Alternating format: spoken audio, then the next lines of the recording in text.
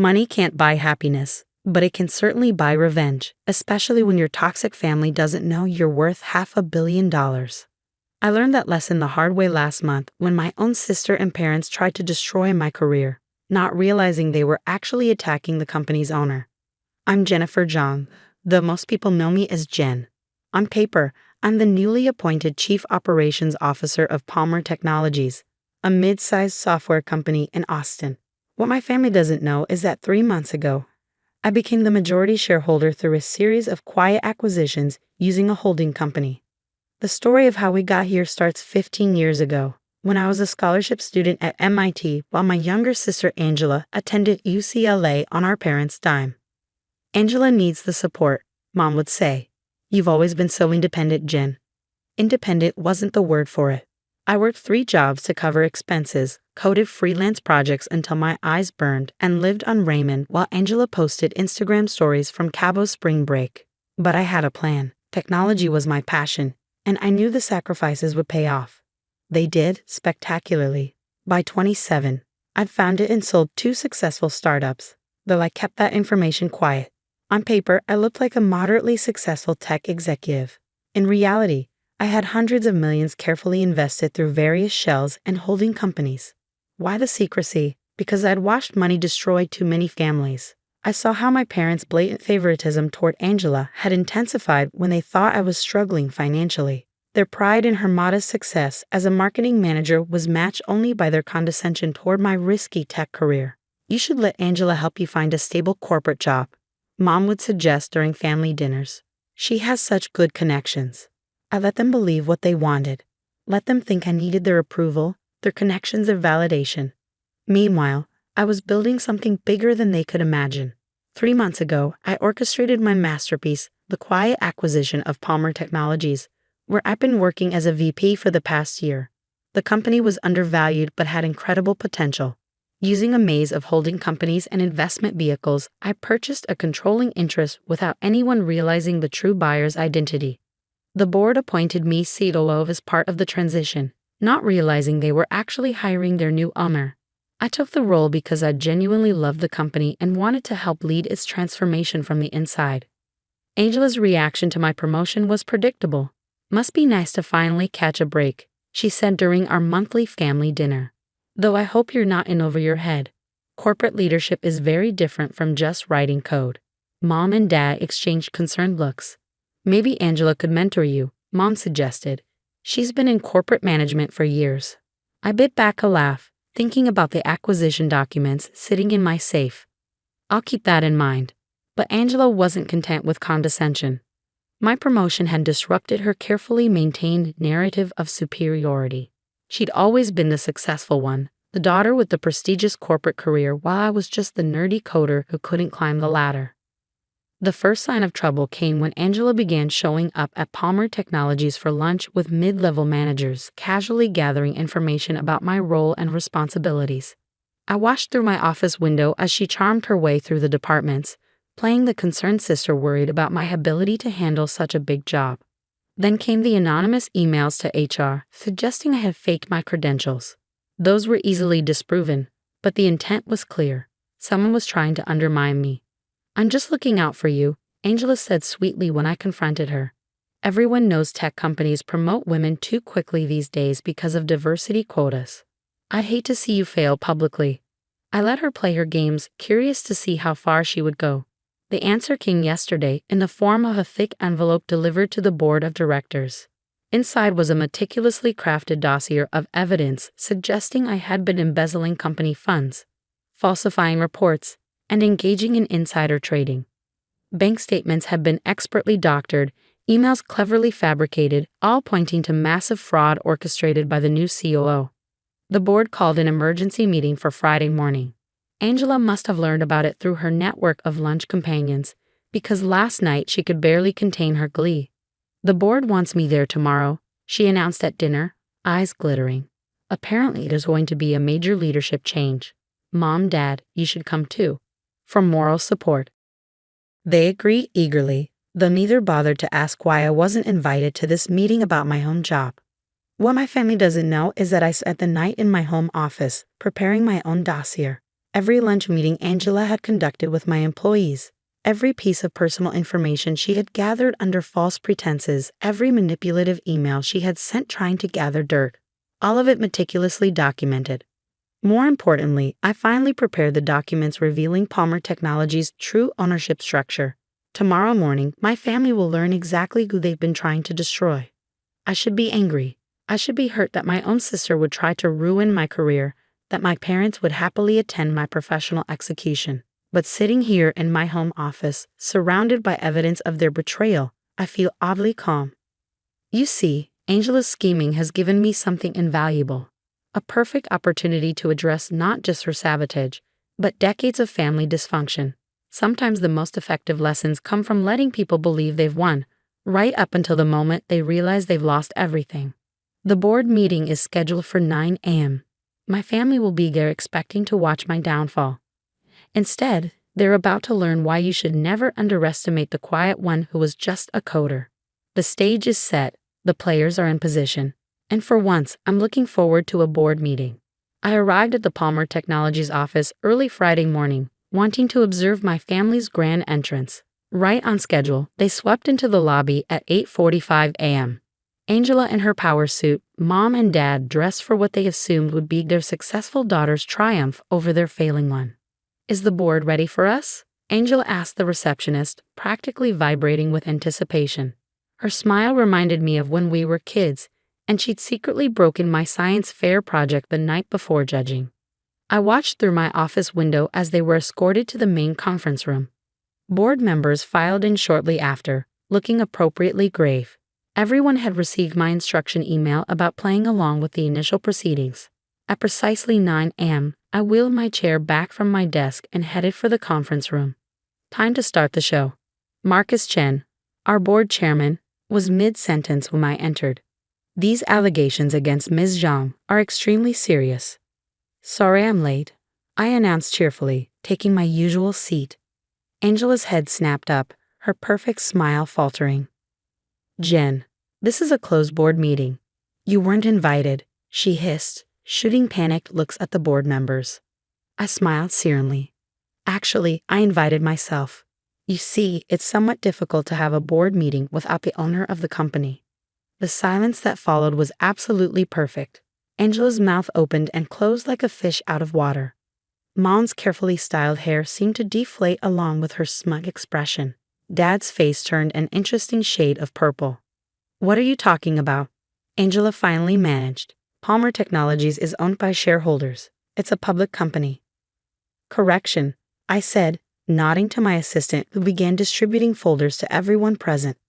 Palmer Technologies was a public company until 3 months ago, when it was purchased by Zhang Innovations Holdings. Would you like to guess who owns that? I watched realization dawn on the board members' faces as they reviewed the documents. Many of them had wondered about the recent buyout but hadn't known the identity of their new owner. "This is ridiculous," Angela sputtered. "You can't afford? You're just a coder?" I finished for her. "Yes, you've mentioned that. Repeatedly, along with many other things actually. Sharon, could you play the recordings, please?" My assistant activated the conference room's audio system. Angela's voice filled the room. "Look, between us, my sister's not qualified for this position. I'm worried she'll embarrass the company. Have you noticed any unusual transactions in her department?" Recording after recording played. Every lunch meeting, every manipulative conversation, every attempt to gather dirt on me. Angela sank lower in her chair as her careful scheme unraveled. "And then there's this," I continued, holding up the envelope she'd sent to the board. "Falsified evidence of financial crimes, forged documents, attempted corporate sabotage. Tell me, Angela, did you really think no one would verify these allegations before acting on them?" "I was trying to protect the company," she burst out. "You're not qualified for this role. You've never been the successful one, the smart one. I'm the one who deserves to be exposed for corporate espionage." I finished quietly, to be reported to the SEC for attempting to manipulate stock prices with false allegations. To lose your own job when your employer learns about your actions. The blood drained from her face. Mom finally found her voice. "Surely you wouldn't do that to your own sister. Like she wouldn't try to destroy my career?" I turned to face my parents. Like you wouldn't come here to watch it happen. We were just supporting Angela. Dad protested weakly. She said you were in trouble. No, I cut him off. You were doing what you've always done. Assuming Angela knows best, that she has my interests at heart, that her success somehow makes her more worthy of support and respect. I stood up, addressing the board. I apologize for the theatrical nature of this meeting, but I needed everyone to understand exactly what we're dealing with. Ms. Zhang, Angela, has committed several serious crimes in her attempt to sabotage my position here. Her actions have exposed this company to potential legal and regulatory risks. Marcus Chen cleared his throat. What would you like us to do, Ms. Zhang? I sat back down, folding my hands on the table. First, I want it on record that the board has reviewed and dismissed all allegations against me as categorically false. Second, I want a formal letter sent to Angela's employer detailing her actions, including the recordings and falsified documents. Her attempts at corporate espionage should be part of her professional record. You can't, Angela shrieked. You'll destroy my career. Like you tried to destroy mine? I asked mildly. The difference is, these are real documents showing real actions you actually took, not fabricated evidence designed to frame an innocent person. I turned back to the board. I also want it noted that Angela Zhang and our parents are permanently banned from Palmer Technologies property. Any attempt to contact our employees or interfere with company business will result in immediate legal action. Jen, please, Mom was crying now, her mascara running. We're family. Family? I laughed, but there was no humor in it. Family supports each other. Family celebrates success instead of trying to destroy it. Family doesn't forge documents to get someone fired because their ego can't handle someone else's achievements. I pulled out one final document, a copy of my first company's acquisition agreement from 5 years ago. Do you want to know the real irony? I've been more successful than Angela for years. I sold my first company for $50 million when I was 27. My second sold for $180 million 2 years later. I could have bought that country club membership you wanted so badly, Dad. Could have funded those luxury vacations you were always taking Angela on, Mom. They stared at the document, at the numbers that shattered their carefully maintained family mythology. But I wanted to succeed on my own terms, I continued. I wanted to build something meaningful, not just buy status. I kept my wealth quiet because I wanted to see who would support me when they thought I was struggling. You failed that test spectacularly. Angela had started crying. But they weren't her usual manipulative tears. She looked truly broken, perhaps for the first time in her life. You're firing me from my job, she whispered. No, I replied. I'm letting your own actions fire you, the same way you tried to do to me. The difference is you actually did what you're being accused of. I stood up again, gathering my papers. The board meeting is adjourned. Marcus, please ensure all the documentation is properly filed. Mom, Dad, Angela, security will escort you out. Wait. Angela called as I reached the door. Please, I'm sorry, I was jealous. I couldn't stand that you were finally doing better than me. We can fix this, can't we? We're still family. I turned back one last time. You know what the difference is between us, Angela. When you thought I was struggling, you tried to knock me down further. When I succeeded, I kept it quiet to avoid making you feel inferior. That's the difference between real success and whatever game you've been playing.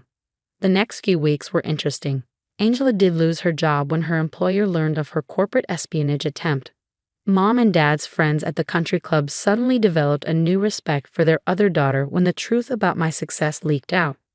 I received multiple tearful voicemails, written apologies, even a letter from Angela's therapist saying she was doing the work to understand her toxic behavior. I archived them all without responding. 3 months later, I was working late when my assistant announced an unexpected visitor. It was Angela, looking very different from the polished corporate climber who tried to destroy me. She'd lost weight, cut her hair short, and wore simple business casual attire instead of her usual designer suits. I'm not staying, she said quickly, holding up a hand when I started to speak. I need to say something. She placed a thick envelope on my desk. This is every password, every contact, every piece of information I gathered while trying to sabotage you. I'm also sending a formal apology to the board and my former employer, taking full responsibility for my actions. I studied her carefully. Why now? Because you were right, she said quietly, about everything. I've spent my whole life playing a role, the successful daughter, the corporate star. I tried to destroy you because you achieved real success on your own terms. It terrified me because it showed how hollow my life was. She turned to leave, then paused. I'm starting over. Small company, entry-level position, earning things for real this time. I don't expect forgiveness. I just wanted you to know that you taught me more by letting me fail than our parents ever did by helping me succeed. I waited until she reached the door. Angela? She turned back, hope flickering across her face. Send me your resume in a year, I said. Not for a leadership role. But if you're serious about earning things properly, well, we're always looking for people willing to work their way up. A single tear rolled down her cheek, but she nodded briskly and left without another word. 6 months later, Palmer Technologies has grown beyond even my ambitious projections. We're developing groundbreaking software, creating jobs, and building something meaningful. Mom and Dad still send occasional messages, usually when they need something or want to show off to their friends. I maintain polite but distant contact, no longer seeking the approval I once desperately wanted. The corner office they thought I didn't deserve has a perfect view of the Austin skyline. Sometimes in the evening, I watch the sunset and think about success, family, and the price of being underestimated.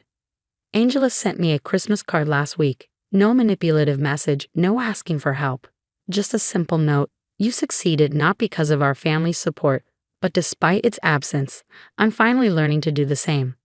Maybe that's the real revenge, not destroying those who hurt us, but building something so magnificent that their attempts to tear us down become footnotes in our success story. The quiet one. The coder. The sister they underestimated. Turns out I was the successful one all along. They just couldn't see it until it was too late.